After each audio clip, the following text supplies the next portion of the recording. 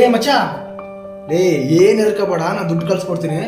10,000 ಈಗ phone pay ಮಾಡ್ತೀನಿ. First ನಿಮ್ಮ ಅಮ್ಮನ ಆಸ್ಪತ್ರೆ ಕರ್ಕೊಂಡೋಗು, ಆಯ್ತಾ? ಬೇಗ ಹಾಕ್ತೀನಿ, ಈಗ ಅಮೌಂಟ್ ಹಾಕ್ತೀನಿ, ಕರ್ಕೊಂಡೋಗು. ಅಳ್ಬೇಡ ನೀನು, ಅಳ್ಬೇಡ. ಹಾ ಹಲೋ, ಕಳ್ಸಿ ನೋಡಿ ಈಗ. Just payment 10,000. ಓಕೆ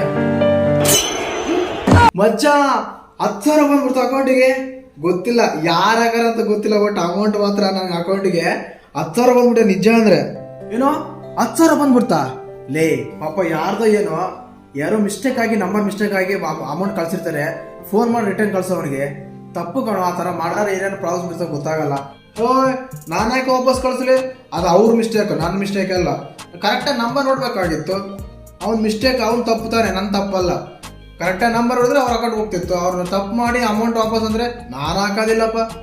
ನನಗೆ 10,000 ಬಂದರೆ ತುಂಬ ಖುಷಿಯಾಗಿದೆ, ನಾನು ಕಳ್ಸೋದಿಲ್ಲ. ಮಚ್ಚಾ, ಅವನೇ ಫೋನ್ ಮಾಡ್ತಿದ್ದೆ ನಂಗು. ಹಲೋ. ಸರ್ ಹಲೋ, ಅಕೌಂಟ್ ನಂಬರ್ಗೆ 10,000 ಅಮೌಂಟ್ ಕ್ರೆಡಿಟ್ ಆಗಿದೆ, ದಯವಿಟ್ಟು ಕಳಿಸಿ ಸರ್. ಸರ್ ಇಲ್ಲ ಸರ್, ಒಬ್ರು ಹಾಸ್ಪಿಟ್ಲಾಗಿದ್ದಾರೆ, ಅದು ಮಿಸ್ಟೇಕ್ ಆಗಿ ನಿಮಗೆ ಬಂದ್ಬಿಟ್ಟಿದೆ, ಕಳಿಸಿ. ಹಲೋ ಕ್ಯಾ sir, please sir.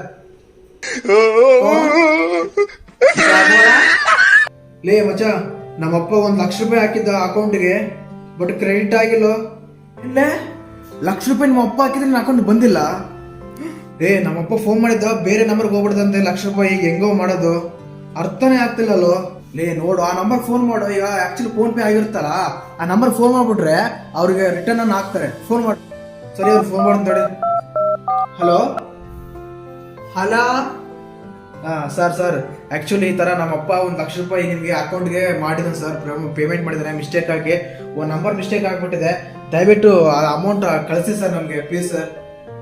Sir hello sir ಕ್ಯಾ ಬೋಲಾ, ಕೌನ್ ಹೈ? ಹಲೋ ಕ್ಯಾ ಬೋಲಾ ಸರ್ ಹಲೋ ಸರ್, ಹಲೋ ಏನಂದವನು?